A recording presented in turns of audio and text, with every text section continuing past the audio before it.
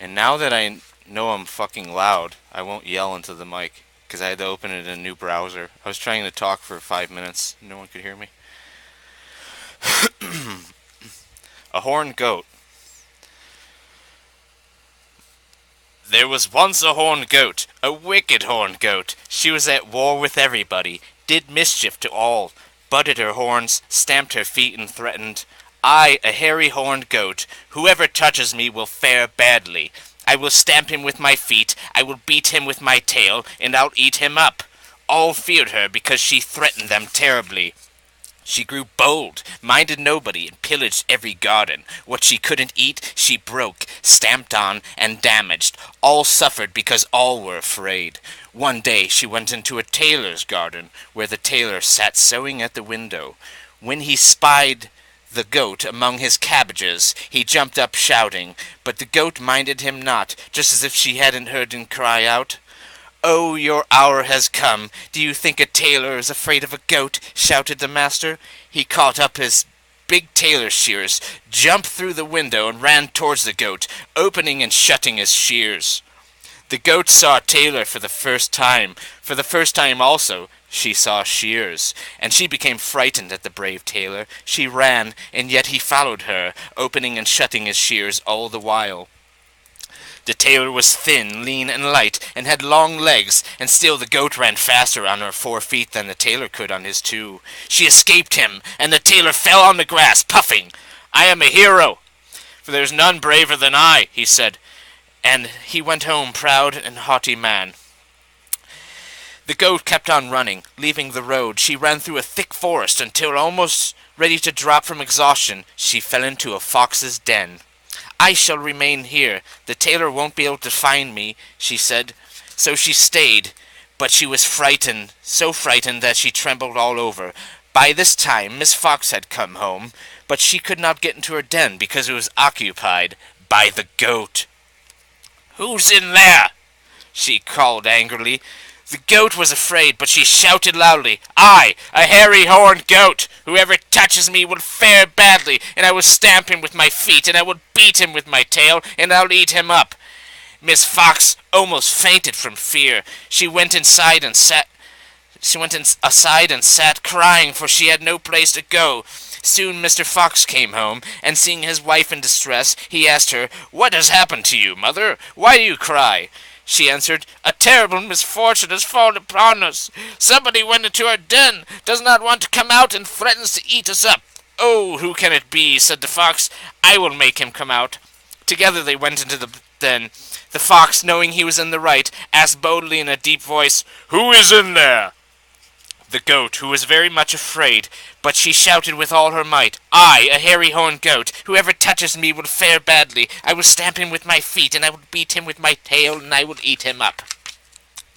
The fox lowered his head, hung his tail between his hind legs, and whispered, "I am not strong enough to make the creature come out. I can't help us."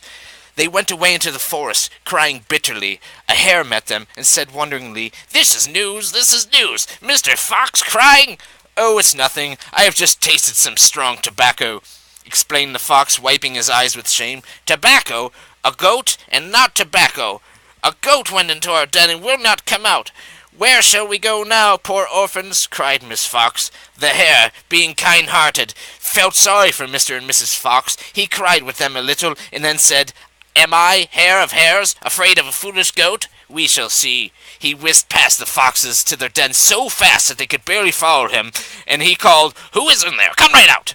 The goat became more and more frightened, because she knew there were many animals in the forest, and although some were afraid of her, there might come one that would chase her out of the den, and though she thought that the tailor with his big shears waited outside the den.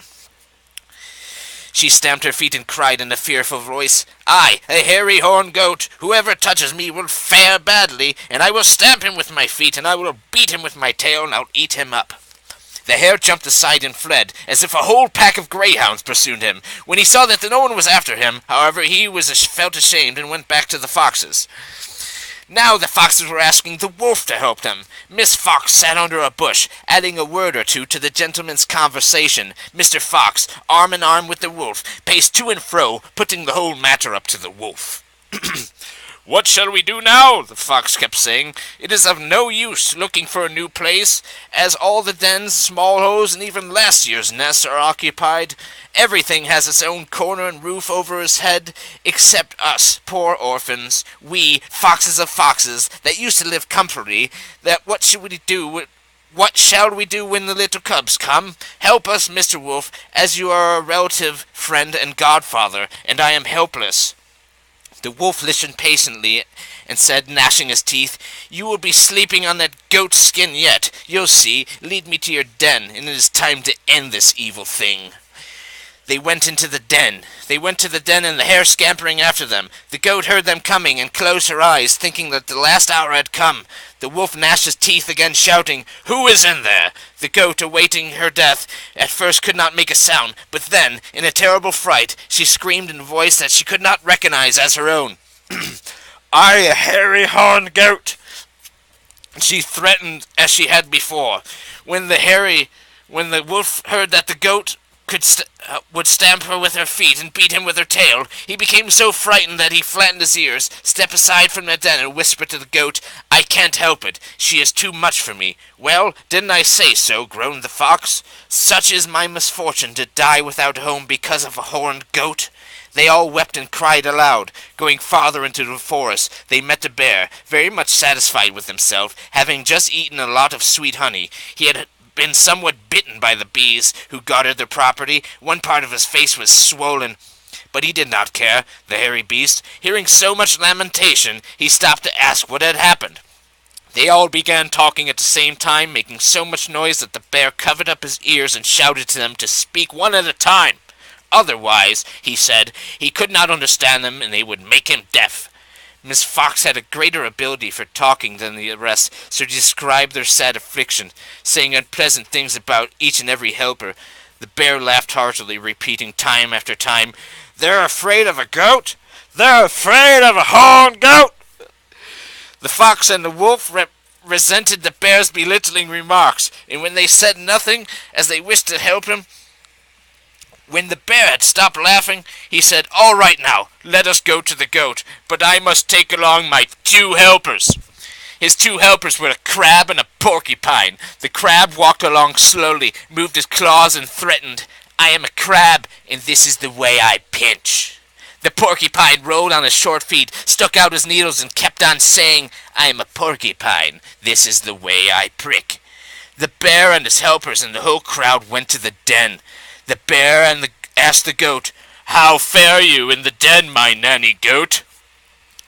The goat was terror-stricken because she had never heard such a gruff voice, but she threatened as usual. "I will stamp you with my feet, I will beat you with my tail, and I will eat you up." "Oh dear me," laughed the bear. "Eat up fast, don't delay. I'll send you down too." Turning to those around him, he said, "The crab and the porcupine will go in to chase the goat. The wolf and I will wait at the mouth of the den to catch her. Mr. and Miss Fox had better wait at the top of the hill to get her in case she should slip from our hands. The hare, being the fastest, had better run to the other side of the hill. Should she pass us all, he won't let her go." So the crab pinched the goat with all his strength, and the porcupine rolled with his needles over her back, so that the goat whisked away from the den immediately, dashed past the bear and the wolf, and ran up the hill so fast that the foxes stepped aside. The hare watched better than the rest. He jumped straight on her back and did not let her go. The whole crowd came running to mete out the justice to the goat. "Well," said the bear, "you got what you asked for. Your end has now come. Let the foxes judge you, for they're the ones that you wronged." The goat saw she was in trouble and that no one was afraid of her, so she began from a different angle. She stamped her feet, held her sides, and mocked them. "What heroes you are! All of you together to get 1 goat, a bear, and a wolf, 2 foxes and a hare, and those 2 others who have not reached me yet. Now you're so anxious to get to my skin. Hasten with my end, otherwise I'll make you known throughout the forest." They were ashamed and afraid that the other animals might hear the goat shouting, so the wolf said, "All right, we will not go against you, a crowd against one. If you wish, we can have a proper war. Let us gather an army and meet again in 3 days. Agreed?"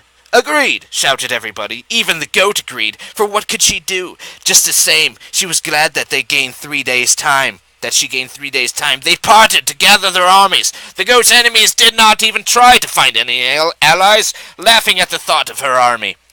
The bear and the wolf and the fox, just the 3 of them, were ready to fight the goat, as it would not be becoming for Miss Fox to fight. The crab and the porcupine could not be found, and they were all ashamed to ask the hare, for he had caught the goat. It went worse with the goat. She was afraid of the tailor, and she had accounts with many other people. Could she not look for an army? Where? She went hither and thither. From each she asked, a dog or a horse? She received the same answer. You brewed the beer, drink it yourself. Besides, they were afraid to fight with a bear and a wolf. The goat was desperate. She thought to herself, I will surely pay with my head, for I must keep my word, and I cannot find anyone to help me. But on the 3rd day she came across a latek, a dog with a scalded side, who was willing to help her. He licked his side, saying, I may just as well fight as not. I had one war with my master for killing a lamb, and another war with my mistress for the lard she did not lock up in time. I may as well have a 3rd war in the forest. I don't mind. Let us go. There are not enough of us. We need at least 1 more, said the goat. I'll bring along 2 more, promised the dog. Soon he brought back a dark grey cat and a swaggering rooster who was not afraid of anything.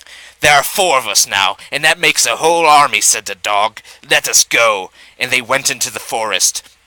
The three left in the forest had grown tired of waiting long for the goat's army. The fox at last begged the bear, Oh, brother, you know how to climb trees. Go up a pine so that you may be able to see them from that height. The bear climbed a pine, looking around, called down, They're coming! They're coming! But do you know, it is a fierce-looking army, one shouts. Let me have him! Let me have him! The second one crawls along the ground, scenting our tracks. The third one has a glistening sword hanging from his side, and this terrible goat to make matters worse. Well, my dears, you better look out for yourselves, for I am not coming down from this pine. At once the wolf leaped aside and ran away. The fox dug into the moss so that only the tip of his tail was seen. The goat came with her army, looking for her enemies, but she found nobody. After a while the cat spied the fox's tail and grabbed it with his sharp claws. The fox jumped out, shouting dreadfully. In a fright, the goat's army ran in different directions. The cat was frightened the most, and he ran up the tree to where the bear sat. They're after me, thought the terrified bear. He let go of the branch where he sat and fell down to the ground with such a shock that the earth shook around and trembled. Well, well, grumbled the bear, now I may wander for 3 days and not meet anyone. My sides ache, so I will not last without a massage. If I only catch sight of the hare, he would save me. Somehow he got up and went along, moaning, and when suddenly he heard the nearby goat's doleful bleating. If I could only get a hold of you, I'd make your sides ache too, thought the bear to himself. Just then the goat appeared in front of him. The hare sat on her back, holding her fast by the horns and threatening. I will not let you go. You must be punished. Since you lost the war, since I caught you fleeing, let the fox judge you. Oh, Mr. Hare, called the delighted bear, run, brother, bring me some mosquito fat, as I must be massaged after the war. My sides are so badly beaten that I can hardly stand. All my hope is in you, that you will save me, because I cannot go far by myself. The hare did not hesitate a moment. He jumped off the goat's back and scuttled away for the mosquito fat. This was all the goat needed. She knew the bear could not chase her, so she leaped off and ran away. She ran 1 day, 2, 3, she ran 6 weeks and a year, and maybe she runs to this very day. Old Polish Tale, translated by Lucia, Merecka, Borski, and Kate B. Miller.